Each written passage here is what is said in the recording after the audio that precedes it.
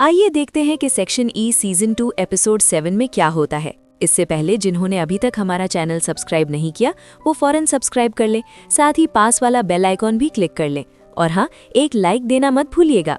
चलिए अब वीडियो की तरफ चलते हैं। शुरू होते ही जे पिछले एपिसोड में उसकी और फ्रेया की हुई बातचीत के बारे में सोच रही होती है। यूरी और फ्रेया एक दूसरे से मोहब्बत करते थे। यूरी ने फ्रेया से अपनी ज़रूरत पूरी होने के बाद उसे छोड़ दिया। इसके बाद कीफर ने उससे मोहब्बत की, लेकिन उनका रिश्ता ठीक नहीं रहा।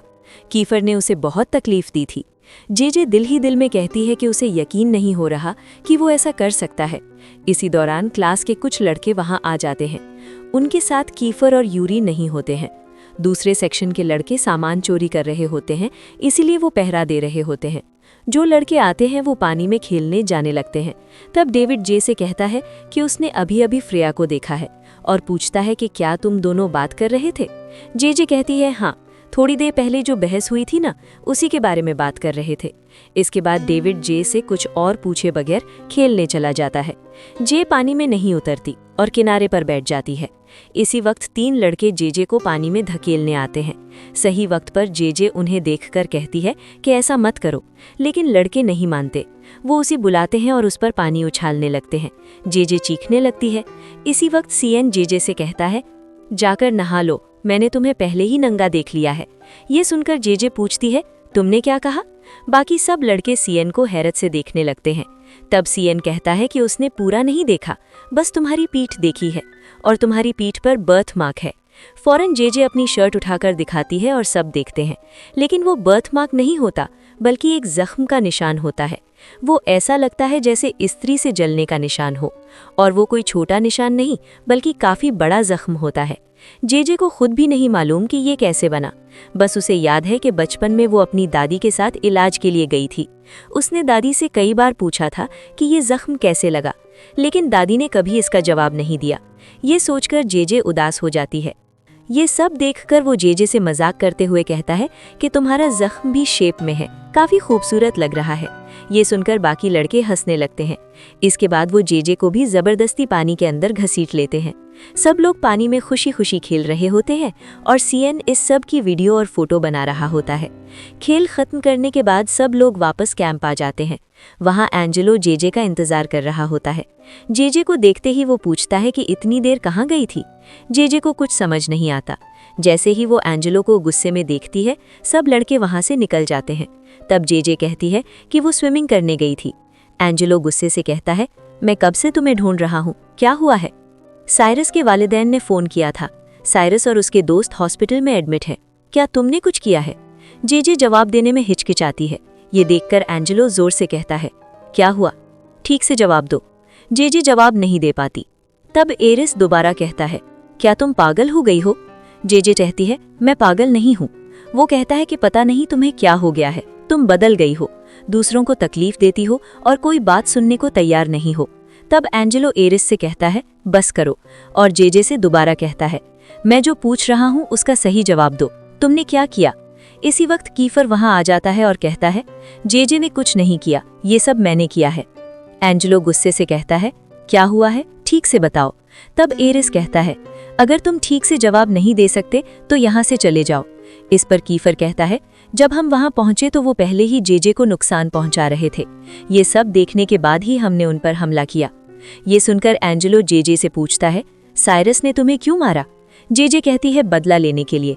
ये सुनकर एंजेलो कहता है, बात क्लियर करने के लिए बहुत शुक्रिया, तुम दोनों अपने कैंप साइट पर चले जाओ। दोनों वहां से चले जाते हैं। रास्ते में जे हिचकिचाते हुए कीफर को देखती है। ये देखकर कीफर कहता है, लगता है तुम मुझसे कुछ कहना चाहती हो लेकिन कह नहीं पा रही हो, कोई बात हो तो बेझिझक कहो। जे कहती है, मुझे तुमसे बहुत से सवाल पूछने हैं, क्या तुम मेरे सवालों का जवाब दोगे? कसम खाओ कि सच बताओगे? कीफर कहता है, मैं कसम नहीं खा सकता, लेकिन जितना हो सकेगा सच बताऊंगा। जे पूछती है, क्या तुमने फ्रेया को तकलीफ दी? कीफर कहता है, हाँ। जे पूछती है, क्यों? वो कहता है, क्योंकि वो मेरी पहली मोहब्बत थी, मैंने उसे ही सब कुछ समझा था, लेकिन मैं उसके लिए वैसा नहीं था। मेरे साथ रिश्ता शुरू करने के बाद भी जब मुझे पता चला कि वो यूरी से मोहब्बत करती है तो मैं इसे बर्दाश्त नहीं कर सका। तुम्हें अंदाजा भी नहीं कि मैंने कितनी तकलीफ बर्दाश्त की है, इसीलिए मुझे जेलसी होने लगी। मुझे डर था कि कहीं वो मुझे छोड़कर ना चली जाए। इसी वजह से हमारे दरमियान झगड़े होने लगे। मैं अपना कंट्रोल खो बैठा। आखिर में कीफर इससे ज्यादा कुछ नहीं कह पाता। तब जेजे कहती है, तुमने उसे जख्मी किया, ये सब कोई वजह नहीं बनती। 1000 मसले हों फिर भी वो एक लड़की है, इतनी बात भी तुम्हें समझ नहीं आई? वो कहता है, शायद मैं भी अपने बात जैसा ही हूँ। जेजे फौरन कहती है, नहीं, तुम डिफरेंट हो। इस पर कीफर कहता है, मुझे माफ कर दो, मैं वादा करता हूँ कि दोबारा ऐसा नहीं करूँगा। तब जेजे पूछती है, तुम दोनों अलग कैसे हुए? कीफर कहता है, एरिस की वजह से। जेजे पूछती है, एरिस ने क्या किया? क्या तुम्हें माइकल मिशेल याद है? जेजे हाँ में सर हिलाती है। कीफर कहता है, वही था जिसने कहा कि एरिस और फ्रेया रिलेशनशिप में है और उसने दोनों को किस करते हुए फोटोज दिखाए। जेजे पूछती है, ये सब देखकर तुमने क्या किया?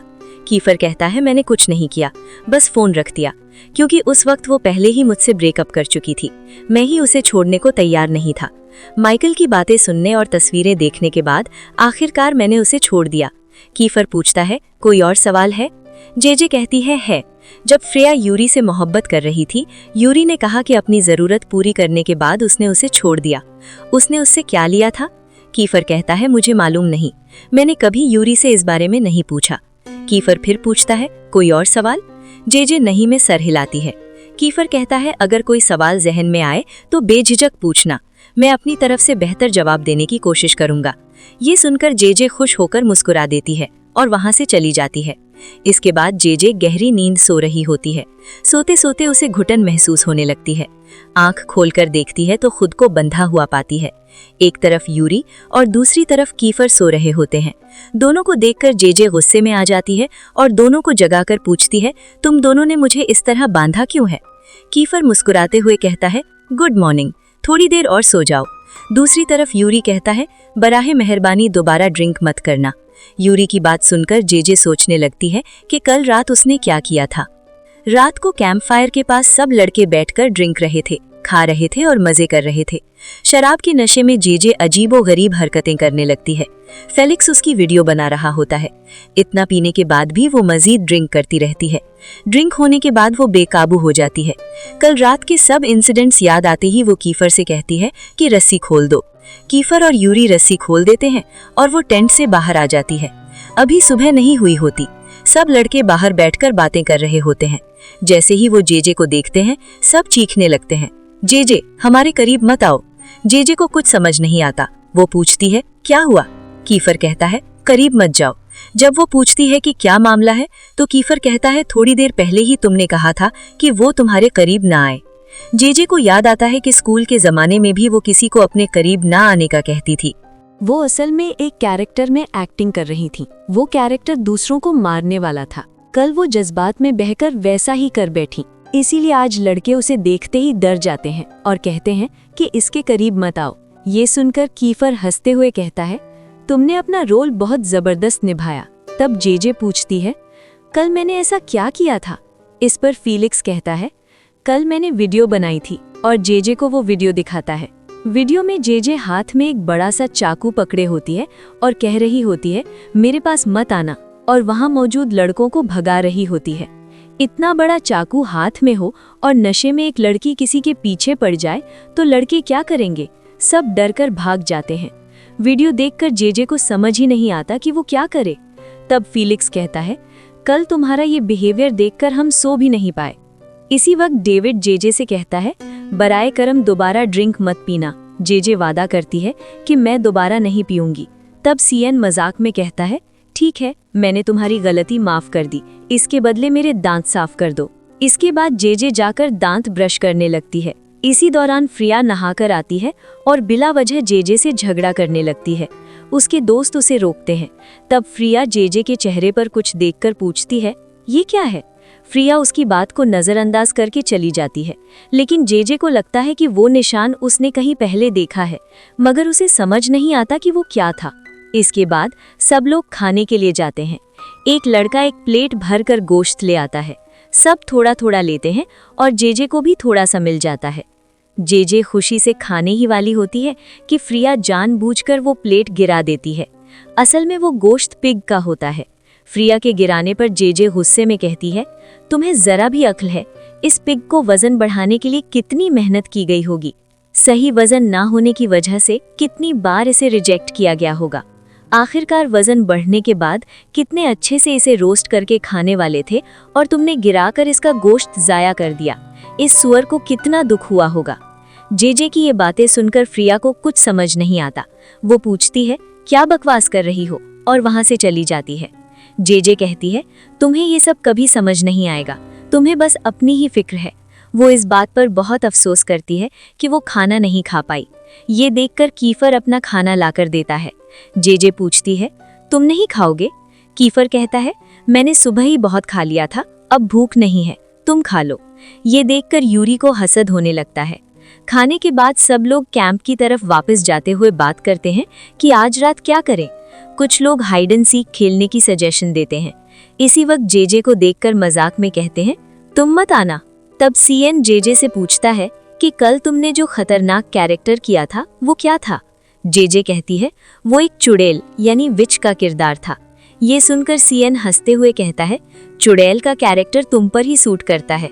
फिर वो पूछता है, तुमने नशे में उन पर हमला किया तो उन्होंने क्या कहा? जेजे कहती है, मुझे याद नहीं, क्योंकि ड्रामा खत्म होते ही मैं वॉमिट करने बाथरूम चली गई थी। जब सबने मुझे वॉमिट करते देखा तो अफवाहें फैलने लगीं कि मैं प्रेग्नेंट हूँ। ये सुनकर सीएन हंस कर लोटपोट हो जाता है। तब जेजे बात बदलते हुए पूछती है, तुम्हारा नया अपार्टमेंट कैसा है? सीएन कहता है, मेरी फ्रेंड आकर उसे साफ कर देती है। ये सुनकर जेजे मजाक करती है, तुम्हें उस लड़की पर क्रश है ना? सीएन फौरन कहता है, ऐसा मजाक मत करो, वो मेरी बेहतरीन दोस्त है बस।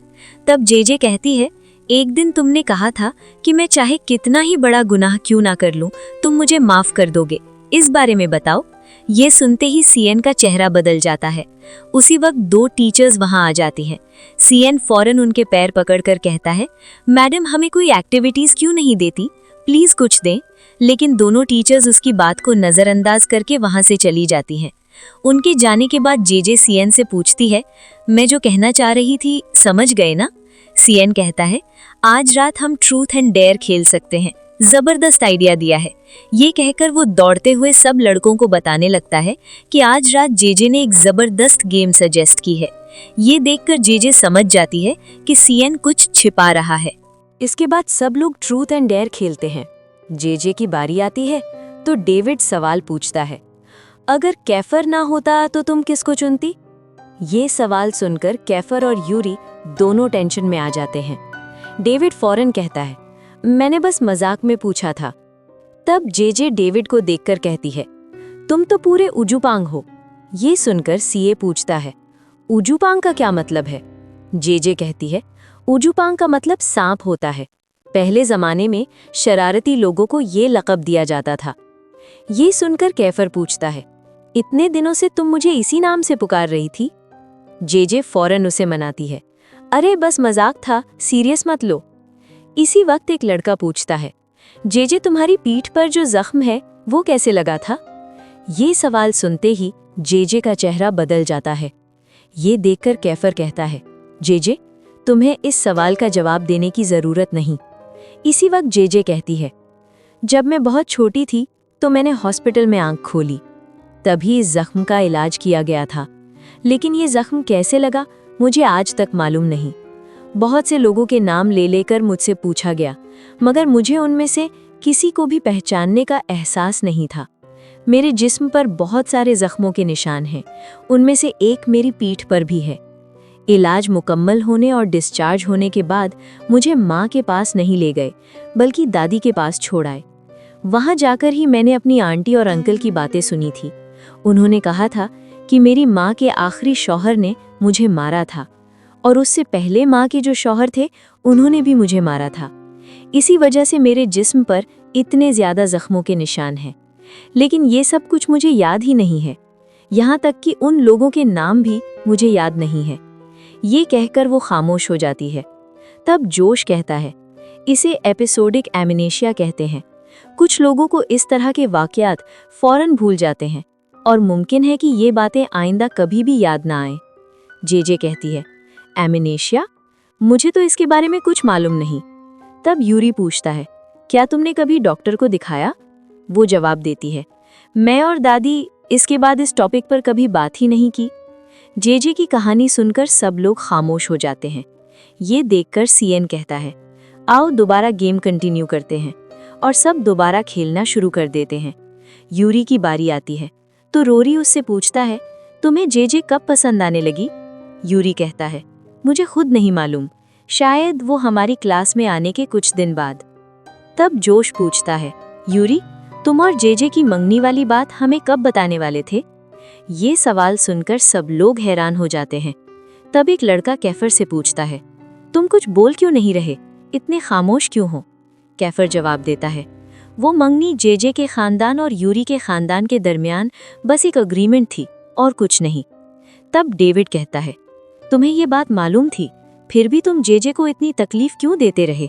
कैफर गुस्से में कहता है, मेरे साथ इस तरह बात मत करो, क्या मुझे तुमने बेवकूफ़ समझ रखा है? मुझे मालूम है कि तुम हमसे छुपकर परसीका के लिए काम कर रहे हो। ये सुनकर सब लड़के चौंक जाते हैं। तब एक और लड़का खड़ा होकर पूछता है, हमें बताए बगैर तुम और क्या क्या कर रहे हो?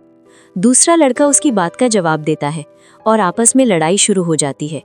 ये देखकर जेजे सोचती है, मैं नहीं चाहती थी कि इनके दरमियान लड़ाई हो, लेकिन अब तो हो ही गई। तब जोश जेजे से कहता है, ये सब तुम्हारी गलती है, तुम्हें हमारी सेक्शन छोड़कर चले जाना चाहिए था। तुम्हें मौका मिला था, लेकिन तुम नहीं गई। अब हमारी सेक्शन के टूटने की जिम्मेदार तुम हो। ये सुनते ही कैफर जोश को एक लात मार देता है और कहता है, जेजे से इस तरह बात करने की हिम्मत मत करना। फिर वो बाकी लड़कों से कहता है, कोई भी उससे इस तरह बात नहीं करेगा। लगता है मसला यहीं खत्म हो जाएगा, मगर उसके बाद मामला और भी बिगड़ जाता है। लड़के एक दूसरे को मारने लगते हैं। जेजे चीख कर कहती है, बस करो, लेकिन कोई उसकी बात नहीं सुनता। ये देखकर वो खामोशी से जाकर बैठ जाती है। उनके शोर की आवाज़ सुनकर सर वहां आ जाते हैं। उनके आने के बाद ही सब लड़के खामोश होते हैं। रात को जेजे गहरी नींद सो रही होती है। कैफर आकर उसे गले लगाकर सो जाता है। उसे देखकर जेजे सोचती है, जोश ने जो कहा था वो सही ही था। मौका मिलने के बावजूद मैं क्यों नहीं गई, मुझे खुद नहीं मालूम। वो कैफर को देखती रहती है। कैफर ने कहा था कि वो मुझसे मोहब्बत करता है, और अब मैं भी तुम्हें पसंद करने लगी हूँ। तुम्हारे बिना मैं नहीं रह सकती। ये सोचकर वो कैफर को किस करने लगती है। कैफर कहता है, किस करना है तो कर लो। वो पूछती है, यहाँ क्या कर रहे हो?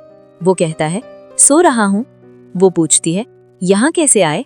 कैफर उसके पास आकर कहता है, मैंने सोचा कि इसी तरह सोना चाहिए, और उसे किस लेता है। इसी वक्त यूरी की आवाज़ आती है, जो किसी से बात कर रहा होता है। ये देखने के लिए दोनों बाहर जाते हैं। वहाँ यूरी और आयला बात कर रहे होते हैं। आयला पूछती है, क्या तुम वाकई जेजे से मोहब्बत करते हो? यूरी कहता है, इसी सवाल के लिए इस वक्त बुलाया था। वो कहती है, प्लीज जवाब दो। लेकिन यूरी बिना जवाब दिए वहां से जाने लगता है। आयला उसे रोकते हुए कहती है, प्लीज मेरी बात पर यकीन करो, मैंने तुमसे झूठ बोला था। तुम्हारी माँ मुझसे मिली थी। उन्होंने कहा कि वो हमारे रिश्ते को कबूल नहीं करेंगी। उन्होंने कहा कि मैं तुम्हारे लायक नहीं हूँ। अगर मैं तुम्हें ना छोड़ूं तो वो मुझे कोरिया में मौजूद मेरे खानदान से मिलने नहीं देंगी। ये सुनकर यूरी कहता है, तुम क्या कह रही हो? मुझे कुछ समझ नहीं आ रहा। वो कहती है, मैंने वाकई तुमसे ही मोहब्बत की थी, कैफर से नहीं। वो कहता है, अब ये सब क्यों बता रही हो? क्योंकि मैं बहुत डर गई थी। तुम जानते हो ना मेरा खानदान कितनी मुश्किल में है। अगर मेरे अब्बू कोरिया वापस ना गए तो हम सब कुछ खो देंगे। यूरी गुस्से में कहता है, तो तुमने सोचा कि मुझे तकलीफ देना ठीक है? देखो, अब इसके बाद मैं तुम्हारी बातों पर यकीन नहीं करूंगा। वो कहती है, यही सच है, मैं तुम्हें रोक नहीं सकती थी, इसीलिए मैंने कैफर को चुना। ये बात कैफर को भी मालूम है। यूरी इस पर कुछ भी नहीं कहता। आयला कहती है, मैंने सोचा था कि अब इसके बाद ये बात तुमसे नहीं छिपानी चाहिए, इसीलिए आज आकर बता रही हूँ। मैं बहुत दिनों से ये बात तुमसे बताना चाहती थी, मगर हिम्मत नहीं हुई, इसीलिए मैं सेक्शन ई छोड़कर चली गई। मैंने तुमसे बात करने की कोशिश की, मगर तुमने मुझसे बात नहीं की और मुझे नजरअंदाज किया। यूरी पूछता है, क्या तुमने मेरे लिए लड़ाई नहीं की? ईला सबसे माफी मांगती है। तब यूरी कहता है, अब माफी मांगने से क्या फायदा? उसी वक्त एरीज वहां आ जाता है। आते ही वो यूरी को मारने लगता है, लेकिन बिल्कुल सही वक्त पर कैफर उसे रोक लेता है। तब एरीज सबके सामने कैफर से कहता है, तुमने मुझसे गिड़गिड़ा कर कहा था ना कि मुझे यूरी से बचा लो, इसे भूल जाओ। क्या तुम भूल गई? इस पर ईला कहती है, सॉरी एरीज, यूरी को सच मालूम होना चाहिए। एरीज पूछता है, और क्या बाकी है? क्या अभी भी तुम्हें उससे मोहब्बत है? ईला जवाब देती है, नहीं, ऐसा कुछ नहीं है, प्लीज मुझे माफ कर दो। ये कहकर ईला वहीं बैठकर रोने लगती है। एरीज गुस्से में उसे मारने के लिए बढ़ता है, लेकिन फौरन कैफर उसे एक घूंसा मारता है, जिससे एरीज जमीन पर गिर जाता है। तब यूरी कैफर से पूछता है, क्या तुम्हें ये सब मालूम था? कैफर कोई जवाब नहीं देता। यूरी कहता है, तुम्हें सच मालूम था, फिर भी तुमने मुझसे नहीं बताया, मुझसे छुपाया। इस पर कैफर कहता है, मैं तुम्हें क्यों बताता? यूरी पूछता है, मेरी माँ ने तुमसे क्या कहा था? कैफर जवाब देता है, उन्होंने कहा था कि ईला को तुमसे दूर रखो, बस इतना ही। ये सुनकर यूरी वहां से चला जाता है। तब जेजे कैफर से कहती है कि एरीज को ऑफिस रूम ले जाओ और खुद यूरी को ढूंढने निकल जाती है। उसी वक्त बारिश शुरू हो जाती है। यूरी एक हट में बैठा बुखार में कांप रहा होता है। जेजे वहां पहुंचकर उसके पास बैठती है और उसे छू कर देखती है। यूरी को तेज बुखार होता है। जेजे कहती है, चलो कैंप चलते हैं, कपड़े बदल लेते हैं, लेकिन यूरी आने से इनकार कर देता है। वो कहता है, जिस तरह मैंने अपनी पहली मोहब्बत को नहीं छोड़ा, उसी तरह मैं तुम्हें भी नहीं छोड़ूंगा, मैं लड़ूंगा। ये सुनकर जेजे को समझ नहीं आता कि क्या कहे। वो उसके कंधे पर टेक लगा लेती है और दिल ही दिल में कहती है, यूरी, मुझे माफ कर दो, मैं अपने दिल को ये सिखा नहीं सकती कि वो तुमसे मोहब्बत करे। तब यूरी कहता है, अगर मुझे कुछ हो गया तो मेरी माँ को ये पसंद नहीं आएगा। क्या सब माएँ ऐसी ही होती हैं या सिर्फ मेरी माँ ही ऐसी हैं?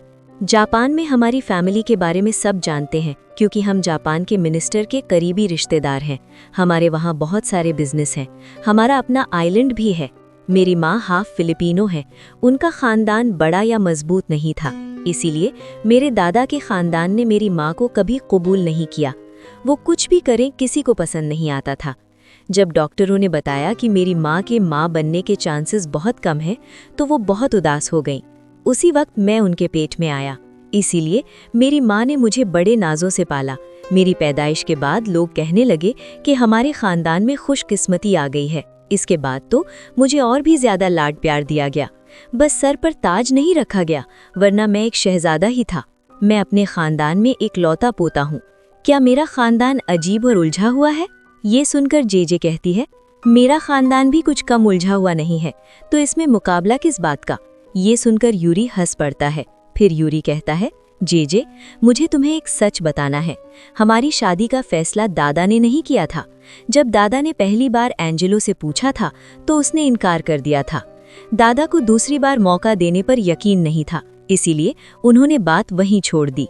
इसी दौरान मुझे पता चला कि एंजेलो की कंपनी डूबने वाली है। तब मैंने एंजेलो को ये ऑफर दी, अगर मैं तुम्हारी कंपनी बचा दूं तो तुम जेजे की शादी मुझसे करवाओगे। मेरी बात को कोई मना नहीं कर सका, सब ने मान लिया। लेकिन शादी इससे पहले रोकी नहीं जा सकती थी, इसीलिए मैंने कहा था कि ये फैसला बड़ों का है, मुझे माफ कर दो। जेजे पूछती है, तुम अब सच क्यों बता रहे हो? यूरी कहता है, क्योंकि मैं तुम्हें पसंद करता हूँ और मैं दोबारा कैफर से हारना नहीं चाहता। मैं तुम्हें इससे बचाना चाहता हूँ। जेजे कहती है, तुम क्या बोल रहे हो? ये मोहब्बत नहीं है, ऐसा मत कहो। तुम मुझे बचा नहीं रहे, तुम सेल्फिश हो रहे हो। इसके बाद दोनों खामोश हो जाते हैं और सुबह हो जाती है। जब जेजे आंख खोलती है तो देखती है कि यूरी उसकी गोद में सर रख कर सो रहा है और वो खुद उसके कंधे से टेक लगाकर सो रही होती है। जेजे यूरी को जगाकर कहती है, उठो, सुबह हो गई है, चलो चलते हैं।